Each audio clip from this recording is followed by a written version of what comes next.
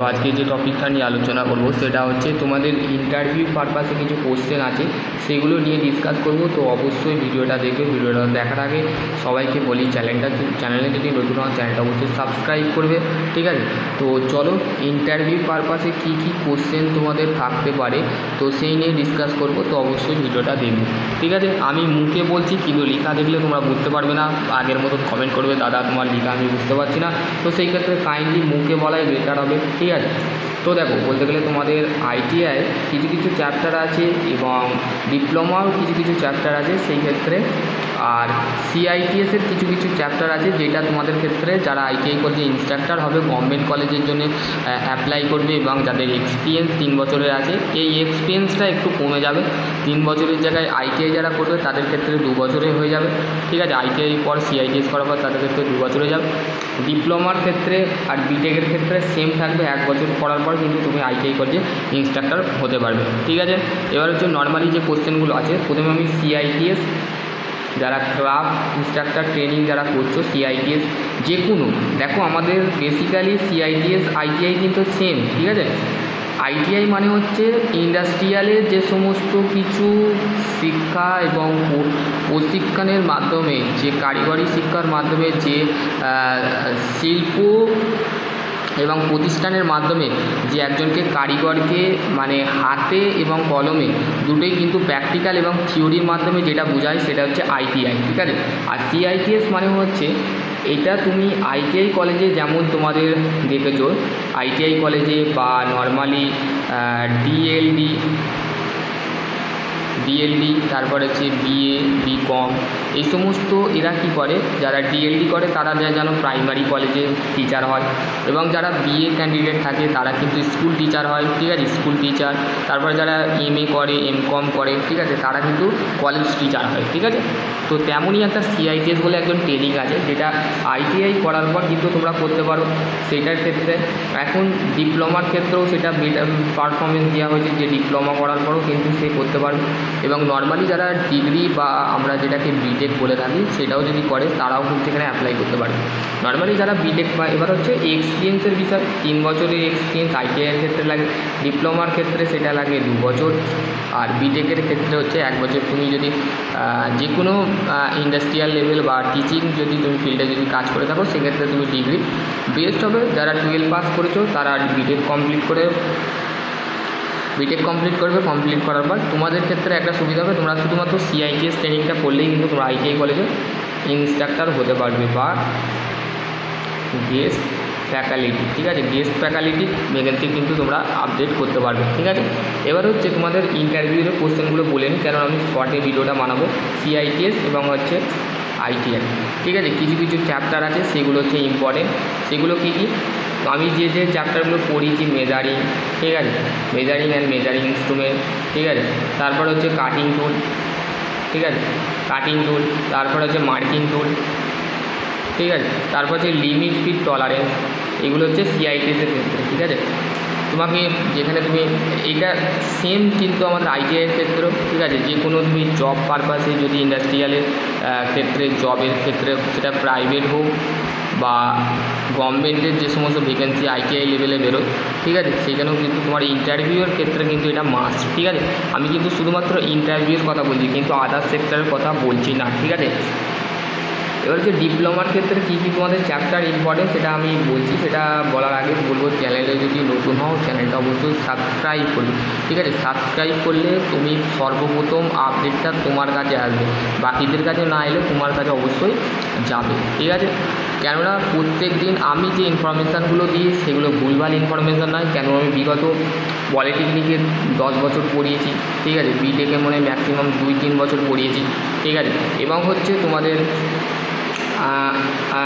হচ্ছে তোমাদের আইটিআই কলেজে আমি ম্যাক্সিমাম মনে হয় 5-6 বছর পড়িয়েছি। তো সেই ক্ষেত্রে আমার যে এটা আছে সেটা হচ্ছে তোমাদের এবং বিভিন্ন ইন্ডাস্ট্রিয়াল লেভেলে কিন্তু এক্সপিরিয়েন্স আছে, সেই ক্ষেত্রে আমি সেই অনুযায়ী এবং হচ্ছে 5 বছর কিন্তু গভর্নমেন্টের জন্য প্রস্তুতি নিয়েছিলাম, সেই ক্ষেত্রে কিন্তু আমার প্রেফারেন্সটা কিন্তু আমি ভালো করে জানি, ঠিক আছে। এবং হচ্ছে বিভিন্ন ইন্ডাস্ট্রিয়াল যেমন রেলের ওয়ার্কশপ যেগুলো আছে কাঁচরাপাড়া, তারপর যে লেলুয়া ওয়ার্কশপ, এইগুলোর কিন্তু আমি ভিজিট করেছি ইন্ডাস্ট্রিয়াল হিসাবে। আমি সেখানে ইয়েও পেয়েছিলাম, ঠিক আছে, টিকিট পেয়েছিলাম। তো সেখান থেকে আমার কিন্তু ভ্যারিয়াস কিন্তু লেভেল চলে গেছে। এবার তোমাদের যারা আমাদের যে পরবর্তী যে প্রজন্ম যে যারা আছে সিআইটিএস করবে ভাবছো বা ডিপ্লোমা করবে ভাবছো, তাদের ক্ষেত্রে কিন্তু একটা গুরুত্বপূর্ণ জিনিস হচ্ছে ইন্টারভিউ, ঠিক আছে। সে কিন্তু পাস করলো, পাস করার পর ধরো সে গভর্নমেন্টে অ্যাপ্লাই করলো, গভর্নমেন্টের যে আরআরবি যেই যে পোস্ট আছে তার জন্য অ্যাপ্লাই করলো, ঠিক আছে। তো সে পেলো না, সে চলে গেল প্রাইভেটের দিকে। তো সে প্রাইভেটের দিকেও তো তাকে কিন্তু বেসিক্যালি ধরো সে ফ্রেশার ক্যান্ডিডেট, তাকে তো প্রথমে থিওরি ধরাবে না, তাকে সর্বপ্রথম প্র্যাকটিক্যাল ধরাবে, ঠিক আছে। আমি আইটিআইয়ের ক্ষেত্রে যারা জব করবে তাদের ক্ষেত্রে বলি, প্র্যাকটিক্যাল ডিপ্লোমার ক্ষেত্রে, ঠিক আছে। প্র্যাকটিক্যাল ধরো তোমাকে বললো মাইক্রোমিটারের লিস্ট কাউন্ট বার করে দেখাও বা ভার্নিয়ার ক্যালিপারের লিস্ট কাউন্ট দেখাও, ঠিক আছে। এগুলো তোমাদের কিন্তু দেখাবে, ঠিক আছে।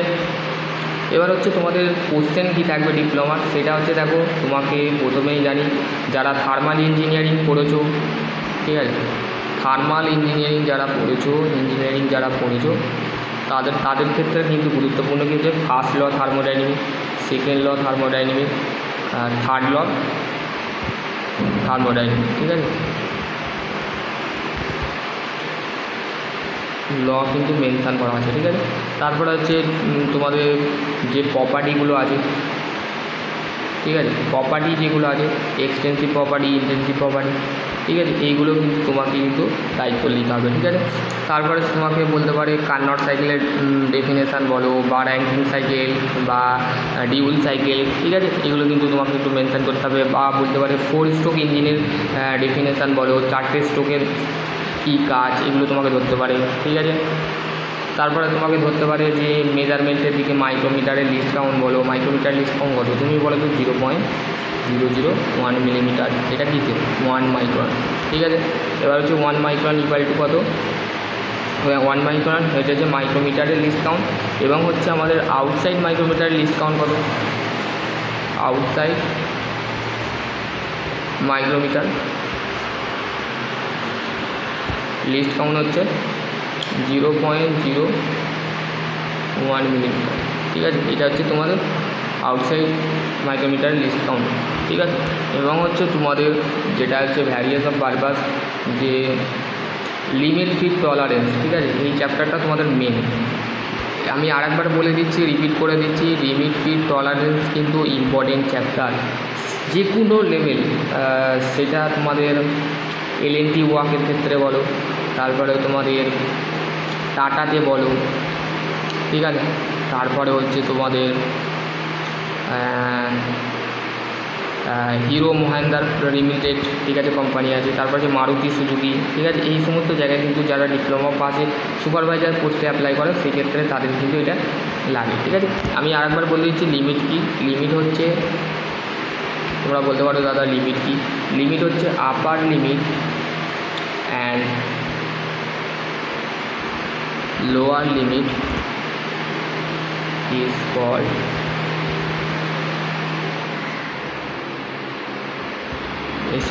লিমিট হচ্ছে এমন একটা আমাদের লিমিট হচ্ছে দুটো, ঠিক আছে। লিমিট হচ্ছে আমাদের দুটো। লিমিট কোনটাকে বোঝায়, লিমিট হচ্ছে যে মান এবং নির্ণয়, ঠিক আছে। মান বলতে আমাদের প্লাস সাইনটাকে বলে, আর নির্ণয় মানে হচ্ছে মাইনাস। যেমন 0.5 এটা একটা হচ্ছে মান, আর 0.00 এটা হচ্ছে নির্ণয়, ঠিক আছে। এটা হচ্ছে লিমিট, ঠিক আছে। এই যে লিমিটটা, এটাকে একটাকে বলা হয় আপার লিমিট আর আরেকটাকে বলা হচ্ছে লোয়ার লিমিট, ঠিক আছে। এই দুটোকে লিমিটকে maximum upper limit lower limit বলে।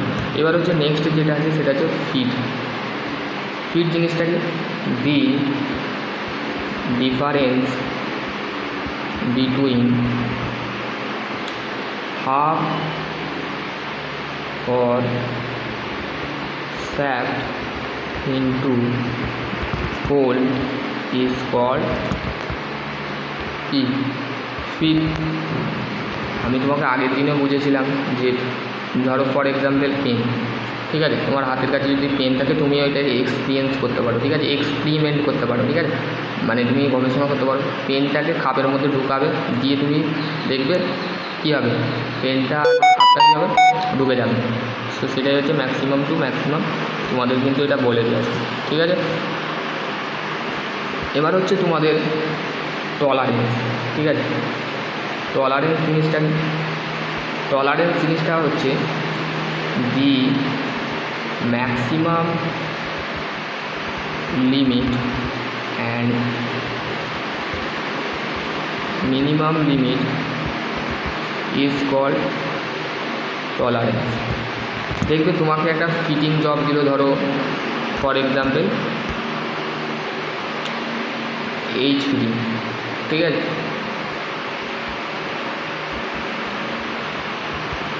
এইচ ফিটিং জব দিল, ঠিক আছে। এই জবে দেখবে একটা মাইনাস প্লাস সাইন থাকে, 0.515 15 এরম একটা থাকে, আর 0.155। এটা হচ্ছে কি এই জবের একটা টলারেন্স, মানে আমাদের যেটাকে লিমিট বলে বা ছাড় বলে, ঠিক আছে। ধরো তোমার এইচ ফিটিং জব দিয়েছে, ঠিক আছে। যে এইচ ফিটিং জবটা কেমন থাকে নর্মালি,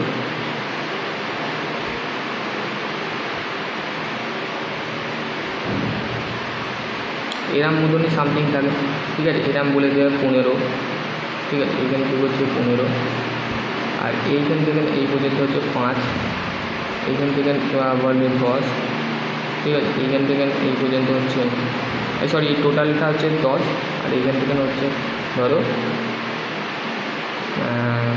7, ঠিক আছে। আর এর টলারেন্স দিয়েছে 0.15 প্লাস মাইনাস 0.8। এটা ছাড় দিতে হবে। এটা কীভাবে বার করবে, এটা দেখো প্লাসে মাইনাসে কত আমরা জানি, প্লাসে মাইনাসে হচ্ছে মাইনাস, ঠিক আছে। 0.15 1.1, তারপরে 2 3 4 5 4 দিতে 1 0 1, তাহলে কত 1.04। এটা হচ্ছে তোমাদের কি টলারেন্স, ঠিক আছে। টলারেন্স কীভাবে বার করতে পারে, যে তোমাকে বলে দেবে ম্যাক্সিমাম এবং মিনিমাম, ঠিক আছে। ম্যাক্সিমাম আমি বললাম 0.15, আর মিনিমাম হচ্ছে 1.1, ঠিক আছে। এটা হচ্ছে তোমাদের যেটা অ্যান্সার বেরোবে, ধরো 1.04 এটা বেরোবে, এত মিলিমিটার। এইটা ছাড় দিতে হবে। ছাড় কী করে পারবে, ভার্নিয়ার হাইট গেজ দিয়ে হোক বা ডায়াল টেস্ট ইন্ডিকেটার হোক, সমস্ত কিছু ইনস্ট্রুমেন্ট আছে, সেখান থেকে কিন্তু ছাড় দেওয়া যাবে, ঠিক আছে। তো আশা করছি তোমরা ছাড় দেবে কীভাবে বুঝবে। সবসময় কিন্তু তোমাকে সবসময় তোমাকে একটা ইনস্ট্রুমেন্ট ইউজ করতে হবে, সেটা হচ্ছে তোমার ভার্নিয়ার ক্যালিপার এবং হচ্ছে মাইক্রোমিটার, ঠিক আছে। এই দুটোর মধ্যে একটা ইনস্ট্রুমেন্ট তোমাকে দেখতে হবে, ছাড় দিতে হবে, এবং মার্কিং করার জন্য তো হাইট গেজ আছে, ঠিক আছে। আশা করছি এই ক্লাসটা কেমন লাগলো অবশ্যই কমেন্ট সেকশানে কমেন্ট করবে। আর তোমাদের যদি ডেমো ক্লাস হোক, এই ক্লাসগুলো একটু অ্যাটেন্ড করবে, ঠিক আছে। এই অ্যাটেন্ড ক্লাস করলে তোমাদের নর্মালি ইন্টারভিউ রিলেটেড অ্যাটেন্ড করবে। ডেমো ক্লাস মানে হচ্ছে ফ্রি, মানে তুমি এতে কোনো পয়সা দিতে হবে না, ঠিক আছে। যেগুলো পোস্ট প্রোটেকশান যে কোর্সগুলো হয় সেইগুলোতে কিন্তু তোমাকে ফি দিতে হবে, ঠিক আছে। ফি পারচেস করতে হবে, ওকে। এবার হচ্ছে তোমাদের যেটা আছে